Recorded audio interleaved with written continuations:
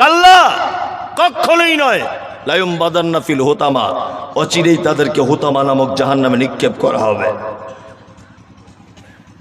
ওমা আদরাকা মাল হুতামা, আল্লাহ নবীকে বলছেন, নবী আপনি হুতামা কি জানেন? নারুল্লাহিল মুকাদা, আল্লাহ তাআলা বলছেন হুতামা নামক জাহান্নাম এত খাতারনাক। নারুল্লাহিল মুকাদা, এটা আমার প্রজ্বলিত আগুন। আল্লাতী তাত্তালিউ আলাল আফিদা, এই আগুনের এত তীব্রতা যে মানুষের অন্তঃকরণ পর্যন্ত পুড়িয়ে ছাই করে দেওয়া হবে। ইন্নাকা আলাইহিম মুসাদা, মানুষকে বেঁধে রাখা হবে জাহান্নামের ভিতরে। ফি আমাদিম মুমাদ্দাদা, আগুনের তৈরি করা খুঁটিতে মানুষকে বাঁধা হবে। এখানে আল্লাহ সুবহানাহু ওয়া তাআলা দুই শ্রেণীর মানুষকে জাহান্নাম ঘোষণা করছেন। এক, যে মানুষের সামনে এবং পিছনে কি করে?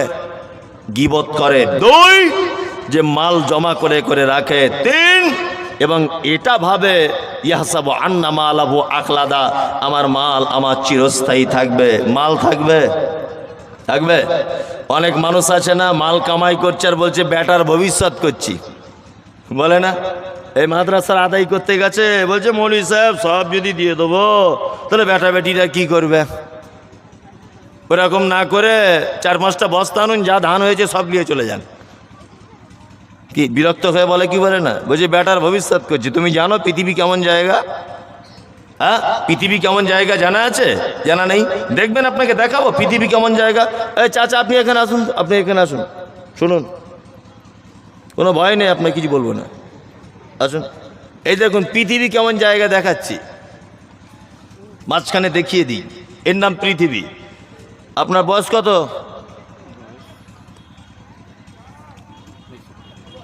65, মনে নেই হয়তো সঠিক, যাই হোক 65 বছর। আপনার আব্বা বেঁচে আছে? কত বছর আগে মারা গেছে? তবুও মোটামুটি 20 বছর, 15-20 বছর, তাই তো? আচ্ছা, আপনাকে দিয়ে আমি সবাইকে একটা শিক্ষা দিচ্ছি। আপনি নিজেকে ছোট ভাববেন না যে আমাকে ছোট করেছে মৌলভী সাহেব। আল্লাহর কসম বলছে আপনাকে ছোট করার জন্য নয়। আমার আব্বার থেকে আপনার বয়স অনেক বেশি। যাই হোক, আপনার 20 বছর আগে আব্বা মারা গেছে।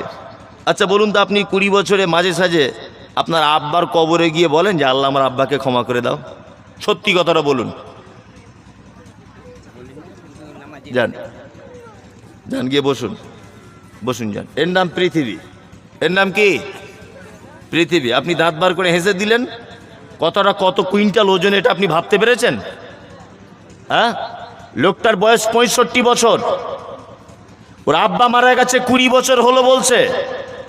ওর আব্বা কিন্তু সারা জীবন ওর ভবিষ্যতের জন্য রাজমিস্ত্রি কাজ, এর জমিতে হাল দেওয়া, ওর জমিতে কিষানের কাজ, ওর লেবারগিরি করেছে কি করেনি? ওর ভবিষ্যতের জন্য করেছে। তো 20 বছর পর্যন্ত ওর একদিনও টাইম হয়নি বাপের কবরে গিয়ে বলা যে আল্লাহ আমার আব্বাকে ক্ষমা করে দাও।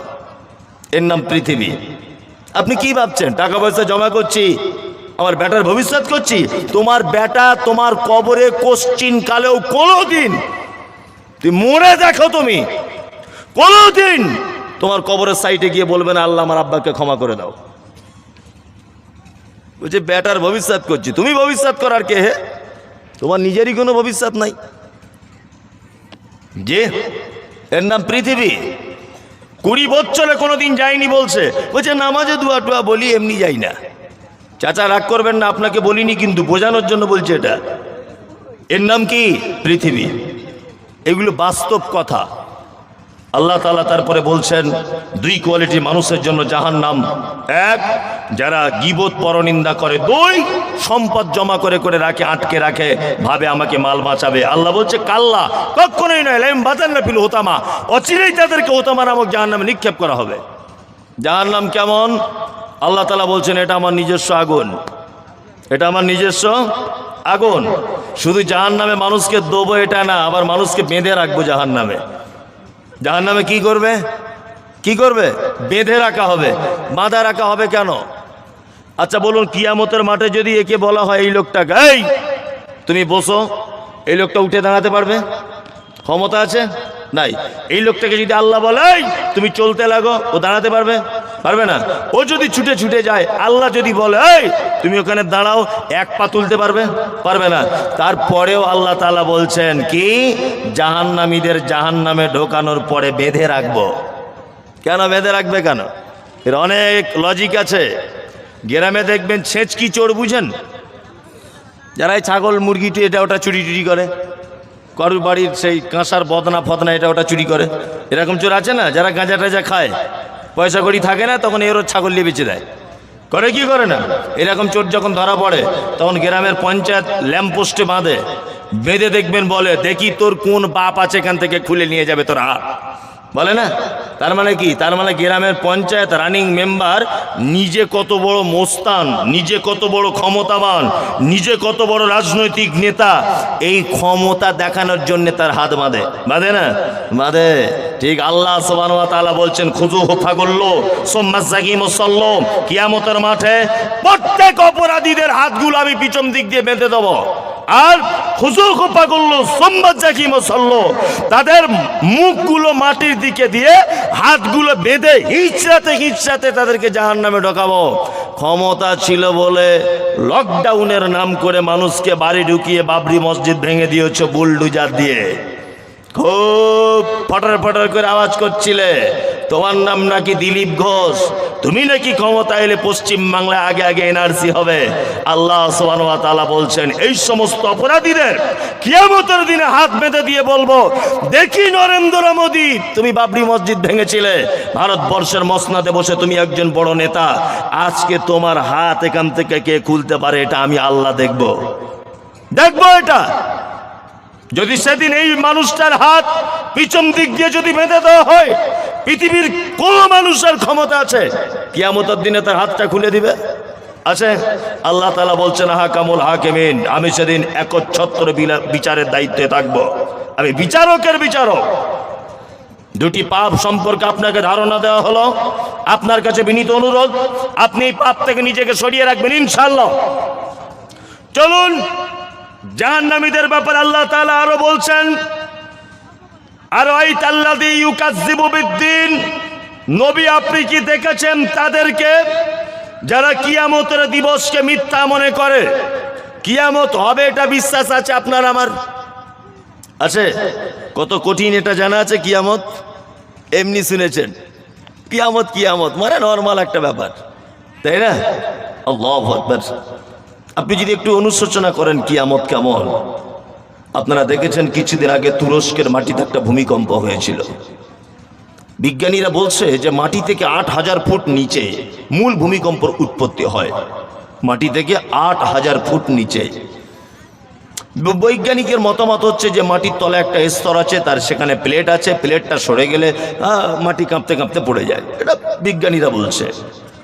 মাটি থেকে ৮,০০০ ফুট নিচে আছে মূল ভূমিকম্প, তার ফলে উপরের বিল্ডিংগুলো থর থর থর থর করে কাঁপতে কাঁপতে কাঁপতে কাঁপতে পড়ে গেল।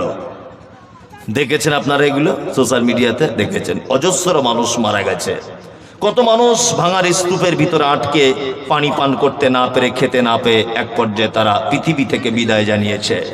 এই আপনাকে এবার আপনি একটা কথা বলছি, শুনে রেখে দেন, এটা হচ্ছে দুনিয়ার ভূমিকম্প।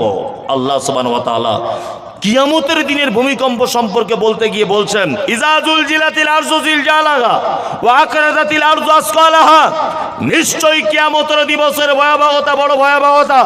কিয়ামতের দিনের ভূমিকম্প কেমন হবে? আল্লাহ তাআলা বলছেন, ওয়া আকরাজাতিল আরজু আসকালাহা, মাটির তলায় থাকা ভারী ভারী সম্পদগুলোকে উপরের দিকে তুলে দেওয়া হবে। ঢালাই মেশিন দেখেছেন আপনারা? হ্যাঁ, বালি পাথর সিমেন্ট একসঙ্গে দেওয়া হয়, আর এইরকম ভাবে ঘুরতে থাকে, উপরের মাল নিচে, নিচের মাল কে উপরে।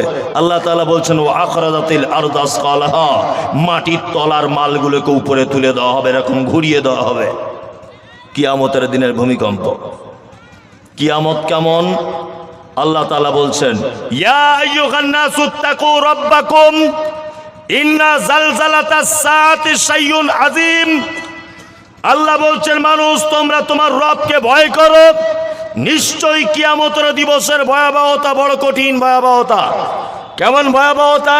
ইয়াউমা তারাউনাহা তাযহালু কুল্লু মুরজিআতিন আম্মা আরজাত ওয়া তাযাউ কুল্লু যাতি হামলিন হামলা ওয়া তারান নাসা সুকারা ওয়া মা হুম বিসুকারা ওয়ালাকিন্না আযাবাল্লাহি শাদীদ।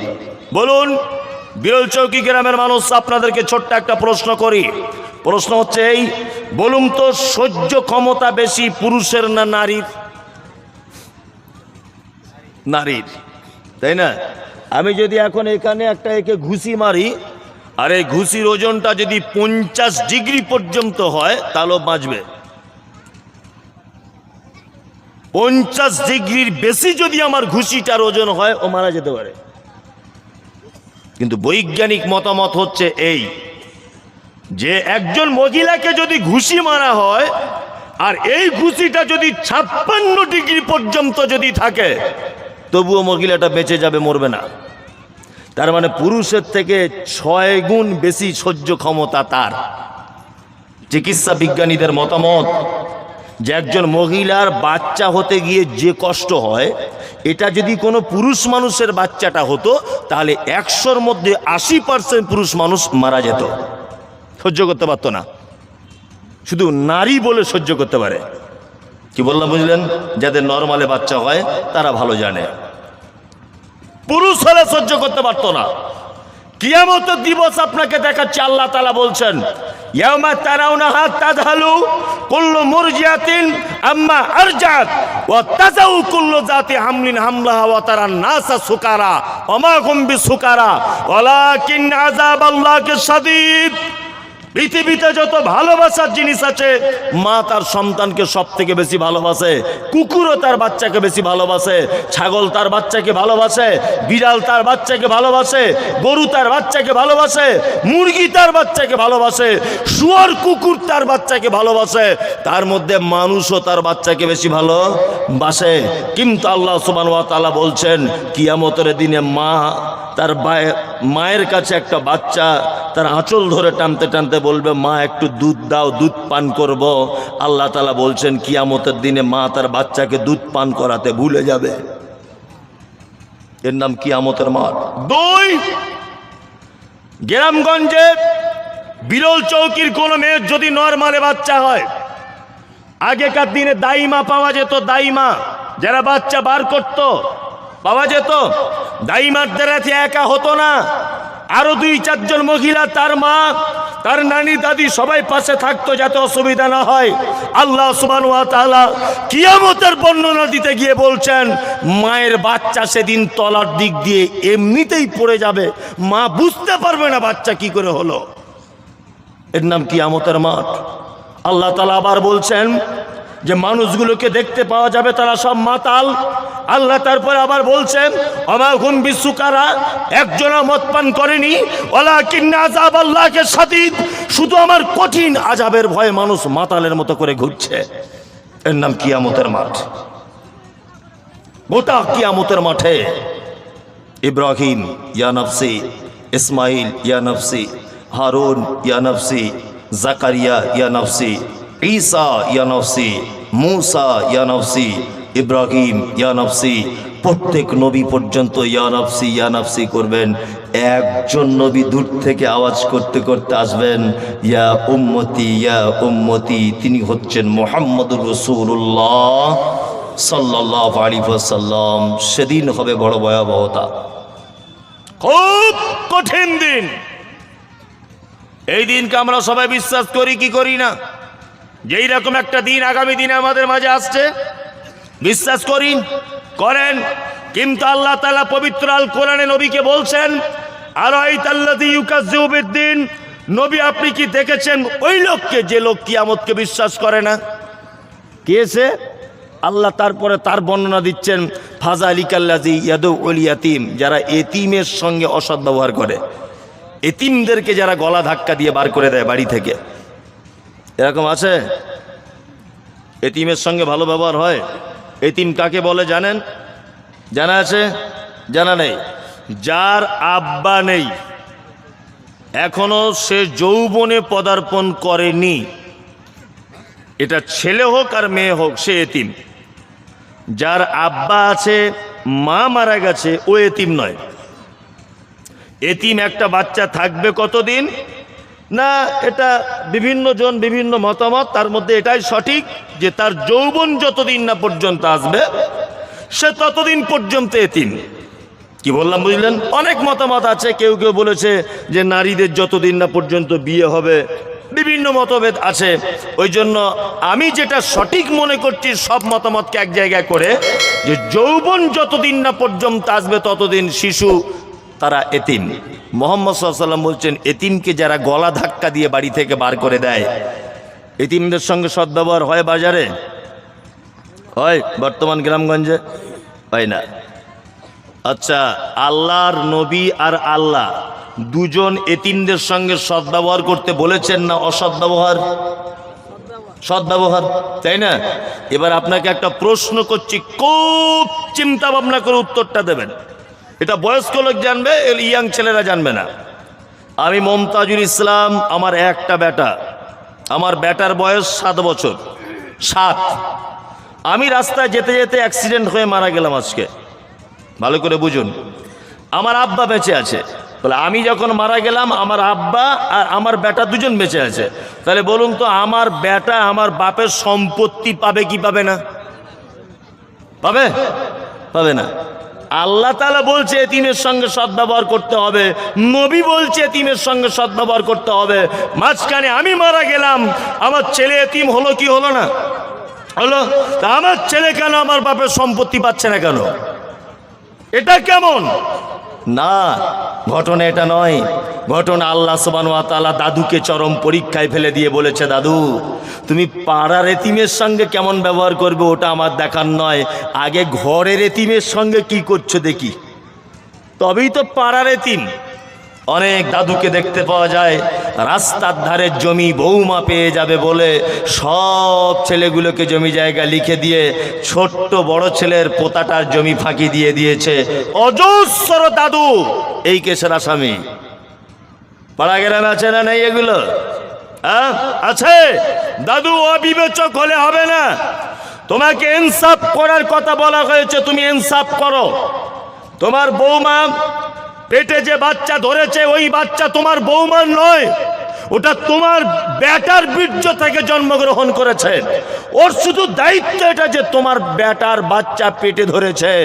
বরঞ্চ তুমি দয়া করে আরো বৌমাকে এক কাটা বেশি দিয়ে বলো, বৌমা তুমি আমার বংশের একটা বেটা ছেলেকে পেটে ধরেছো 10 মাস, তুমি কত ভাগ্যবতী নারী, তোমাকে আমি বঞ্চিত করব না মা। তুমি আমার সম্পত্তির ভাগ আমার বেটা যেমন পেত আমি তোমার বেটাকে তেমন ভাবেই দেব। আমি দাদু, আমি কখনো বেইনসাফি করতে পারবো না। সারা পশ্চিম বাংলার মাটিতে আল্লাহর নামের কসম করে বলছি, অনেক ঘটনা ঘটেছে এইরকম। দাদু মারা গেছে, 10 বছরের পোতা জানাজার খাটের সামনে দাঁড়িয়ে ইমাম সাহেবকে বলেছে, যতক্ষণ না পর্যন্ত আমার চাচারা জমি না দিবে ততক্ষণ পর্যন্ত জানাজা পড়ানো হবে না দাদুর। এ ঘটনা ঘটেছে। এটা আপনাদের চোখে আসেনি, সোশ্যাল মিডিয়াতে দেখেছি, মেদিনীপুরের একটা ঘটনা। এরকম অজস্র দাদু রয়েছে। বেটা মারা গেছে বলে বৌমাটাকে কষ্ট দিয়ে মিথ্যা বদনাম দিয়ে দুর্নাম দিয়ে বাড়ি থেকে তাড়িয়ে দিয়েছে। আছেন এরকম লোক? আছে। আল্লাহ তাআলা বলছেন, ফাযালিকাল্লাযী ইয়াদুল ইয়াতীম, তোমরা এতিমের সঙ্গে সদ্ব্যবহার করো, তোমাদের বাড়ি থেকে তাদেরকে গলা ধাক্কা দিয়ে বার করে দিও না। আপনাকে আগেও বলেছি সোশ্যাল মিডিয়াতে, আজকে আবার হুঁশিয়ারি করে দিয়ে যাচ্ছি। আপনি বাজারে গেছেন আপনার পোতাকে নিয়ে 2টো চকলেট কিনতে, পাড়ার আশরাফুলের ছেলে, আশরাফুল কিছুদিন আগে অ্যাক্সিডেন্টে মারা গেছে, তার 5 বছরের ছেলেটা দোকানের সাইটে, তুমি যখন তোমার পোতাকে নিয়ে চকলেট ক্যাডবেরি বিস্কুট কিছু কিনতে গেছো তখন তোমার দিকে ফ্যাল ফ্যাল করে আশরাফুলের ছেলেটা তাকিয়ে আছে। তুমি 5টা চকলেট কিনে পকেটে করে নিয়ে বাড়ি চলে এলে। এটা কোন বিবেক, কোন বিবেচনা, কোন মানসিকতা, কেমন মুসলিম তুমি? তোমার উচিত ছিল আশরাফুলের ছেলের হাতে একটা চকলেট বার করে, বাবু তুমি একটা চকলেট খাও, অন্তত অর্ধেকটাও দিতে পারতে। একজন লোক এসে বলছেন, আল্লাহর নবী আমার অন্তর খুব শক্ত নরম হয় না। বিশ্ব নবী বলছেন তুমি বাড়ি যাও, বাড়িতে গিয়ে কোনো এতিম বাচ্চার মাথাতে হাত বুলিয়ে দাও, আল্লাহ চাইলে তোমার অন্তরকে নরম করে দিবে। আর একটা কথা বলে রাখছি, শুনে রেখে দেন, যারা ধনী যারা গরিব আছেন বর্তমানে, টাকা যদি বেশি করতে চান, আর দুই নম্বর যদি আপনি আপনার শত্রুর কাছ থেকে যদি বাঁচতে চান, আমি মমতাজুল ইসলাম আপনাকে কয়েকটা উপদেশ দিয়ে যাচ্ছি। এই উপদেশগুলো আজকে থেকে মেনে চলুন। এক, আল্লাহ নবী সাল্লাল্লাহু আলাইহি ওয়াসাল্লাম ছিলেন হীরা গুহাতে। হঠাৎ করে জিবরিল এলেন, এসে নবীকে বলছেন ইকরা, নবী আপনি পড়ুন। আল্লাহ নবী সাল্লাল্লাহু আলাইহি ওয়াসাল্লাম বলছেন আমি পড়তে পারি না। আবার জিবরিল আমিন আল্লাহ রসুলকে চেপে ধরলেন, আপনি পড়ুন। বলছে আমি পড়তে জানি না। তৃতীয়বার আবার চেপে ধরে বলছেন পড়ুন, বলছে পড়তে জানি না। তারপরে তৃতীয়বারে আল্লাহ নবী সাল্লাল্লাহু আলাইহি ওয়াসাল্লাম বলছেন ইকরা বিইসমি রাব্বিকাল্লাযী খলাক। 5টি আয়াত অবতীর্ণ হলো। আল্লাহ নবী সাল্লাল্লাহু আলাইহি ওয়াসাল্লাম হীরা গুহা থেকে ছুটে চলে এলেন। খাদিজাকে এসে বলছেন জাম্বিলুনি জাম্বিলুনি, খাদিজা তুমি আমাকে একটা মোটা কম্বল জড়িয়ে দাও, আমাকে চাদর জড়িয়ে দাও, আমাকে খুব ভয় লাগছে। যে লোক আমি দেখেছি আজকে ইতিপূর্বে কোনোদিন এই কঠিন লোক দেখিনি, বিভৎস ঘটনা ঘটে গেল, আমার কাছে নাকি কোরআন অবতীর্ণ হয়েছে, কি আশ্চর্য ব্যাপার, আমাকে ভয় করছে, মনে হচ্ছে আমি মারা যাব। হযরতে খাদিজা তখন বলছেন আম্মা জান মুহাম্মদ সাল্লাল্লাহু আলাইহি ওয়াসাল্লাম আপনি ভয় করবেন না, কখনোই কোনো দুষ্কৃতী আপনার কোনো ক্ষতি করতে পারে না। কারণ আপনি এতিমদের পাশে দাঁড়ান, আপনি দুস্থদের পাশে থাকেন, বিধবাদের সঙ্গে থাকেন, আপনি গরিব মানুষদের সাহারা দেন। এই কারণে আমি খাদিজা বলছি কখনো কোনোদিন কোনো বিপদ আপনার সংস্পর্শে আসতে পারে না। পৃথিবীর কোনো শত্রু আপনার কোনো ক্ষতি করতে পারে না।